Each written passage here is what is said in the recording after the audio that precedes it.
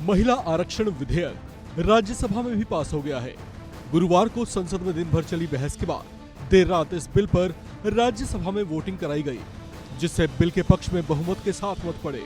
राज्यसभा के सभापति जगदीप धनखड़ ने सदन के जनादेश को स्वीकार करते हुए इस बिल को राज्यसभा में पास होने की घोषणा की। अब इस बिल को राष्ट्रपति द्रौपदी मुर्मू के पास हस्ताक्षर के लिए भेजा जाएगा।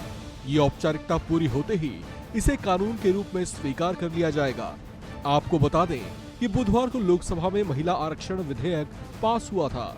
लोकसभा में इस बिल के पक्ष में कुल 454 वोट पड़े थे, जबकि इसके विरोध में 2 वोट पड़े थे। इस बिल को नारी शक्ति वंदन अधिनियम नाम दिया गया है। बिल को कई मायनों में ऐतिहासिक बड़ा कदम बताया जा रहा है। इसके लागू हो जाने पर देश की विधानसभाओं से लेकर देश की संसद तक सदस्यों की संख्या में महिलाओं और पुरुषों के अनुपात में बड़ा बदलाव आएगा। नई संसद में कार्यवाही के पहले दिन केंद्र की ओर से कानून मंत्री अर्जुन राम मेघवाल ने लोकसभा में नारी शक्ति वंदन अधिनियम पेश किया था। इस बिल के प्रावधानों के तहत सदनीय व्यवस्था में 33% तक सीटें सीधे सीधे महिलाओं के लिए रिजर्व हो जाएंगी। अगर वर्तमान समय में लोकसभा सदस्यों की कुल संख्या के अनुपात में इसे देखा जाए तो इस बिल के कानून बनने के बाद लोकसभा में 181 सीटें महिलाओं के लिए आरक्षित होंगी। इस तरह से सदन में हर तीसरा सदस्य अनिवार्य रूप से एक महिला होगी। वर्तमान में लोकसभा में 82 महिला सांसद हैं। हालांकि इसमें खास प्रावधान ये किया गया है कि इसके तहत SC/ST समाज से आने वाली महिलाओं को कोटे में कोटा दिया जाएगा।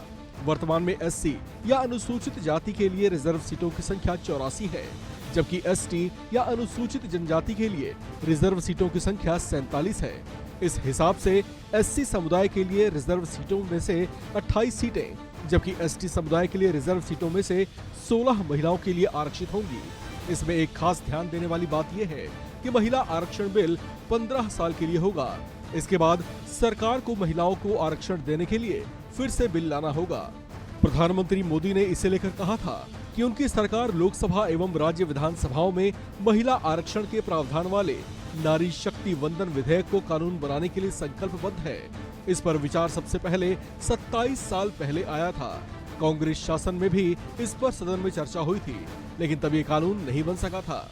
लेकिन अब प्रधानमंत्री नरेंद्र मोदी के नेतृत्व वाली सरकार में ये बिल लोकसभा से आखिरकार पास हो ही गया, जिसे लेकर बीजेपी के तमाम नेता बेहद खुश हैं।